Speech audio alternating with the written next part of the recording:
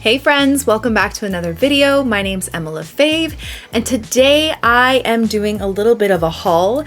I went across the border to Buffalo and I went to one of America's biggest art stores. It's called Hyatt's All Things Creative. I saw a video, which I cannot find for the life of me, on YouTube a few years ago where a YouTuber went to America's largest art store, which was Hyatt's. I don't know if it's still the largest. And I was like, oh my gosh, I would love to go there. And I realized it's only an hour away from my house. So I packed up the kids and my husband and we took a little visit. So we went there and I found some things. I didn't want to go crazy. The exchange rate is a little bit nuts. So whatever seemed like a reasonable price there is a lot more in Canadian dollars, which sucks. So I didn't want to go too crazy, but I did find some things that I want to share. So let's jump in and take a look.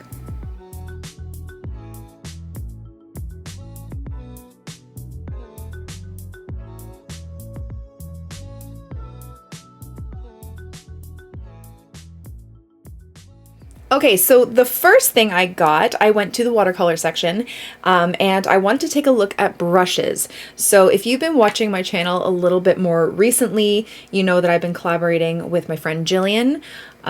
She has her own YouTube channel in here, so you've probably seen me mention her a lot recently. And she loves using flat brushes for her florals.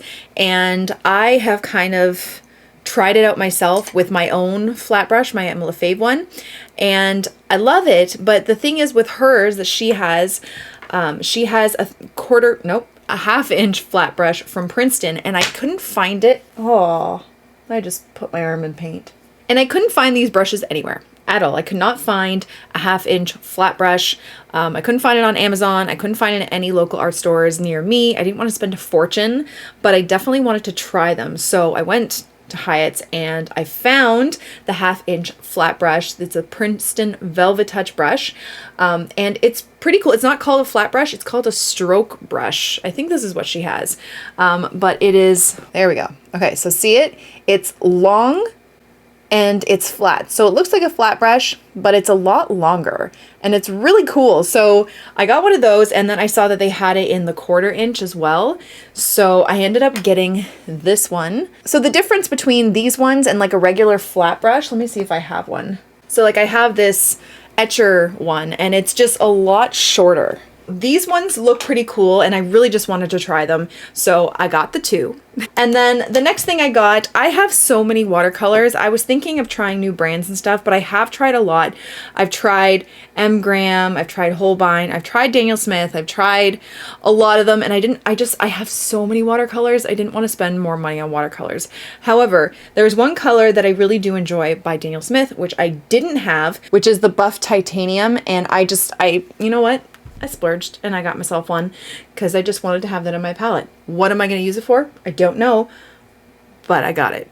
So those were the only watercolors that I got. So I got 2 brushes and watercolors. Now, one thing they did have a pretty decent selection of, which I don't have in my local art stores, are cotton watercolor paper, at least brands that I don't have access to here in Canada, at least around me. So I bought 4 different brands. One of them I actually have tried before, and it's the B watercolor paper, which you guys, this you used to be able to get at Michael's like ages ago, and there's 50 sheets in here. It's 100% cotton watercolor paper by the brand B Paper Company.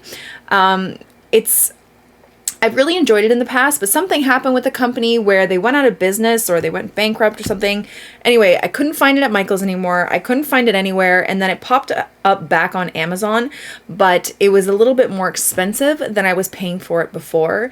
So it wasn't my absolute favorite paper. I did enjoy that they're all like pre-cut pages like this. It was really easy to just use them for tutorials, but I didn't find that, paying for it on Amazon was going to be worth it for me, so I just stopped using it.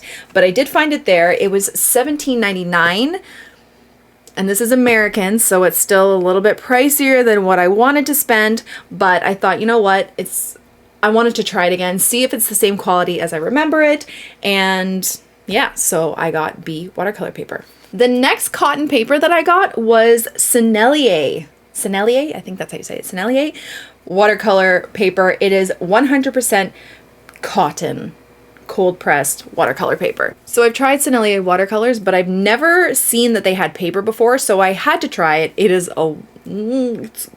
it's pricey, but I figured I was only going to be there for a little bit. I had to just get it. This was $45.79 for this little block. It has 20 sheets and it is a block, I believe.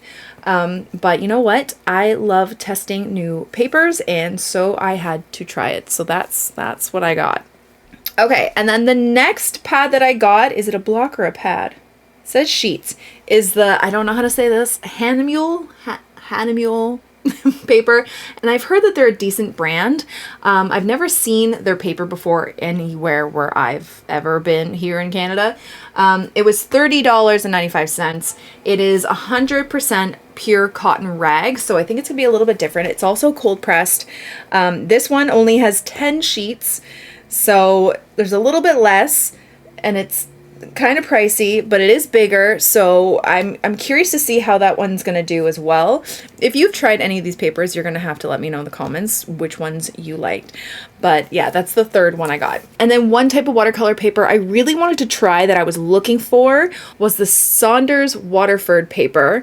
They did not have any pads at all. The only thing they had was this large sheet. So I bought it, and it was $9.04 for this huge sheet, which I don't know if that's good or not. I never buy them like this, but I've heard people do that and then they just chop it up into pieces, but I don't know. But I definitely wanted to try the paper because I've never had access to buying it before, unless it was crazy expensive on Amazon, and I wasn't about to do that, so I thought this would be a good solution. It looks interesting, so I'm gonna have to try that as well. And then the last thing I got was this really cute Starry Night pin. I saw it at the checkout and I had to have it.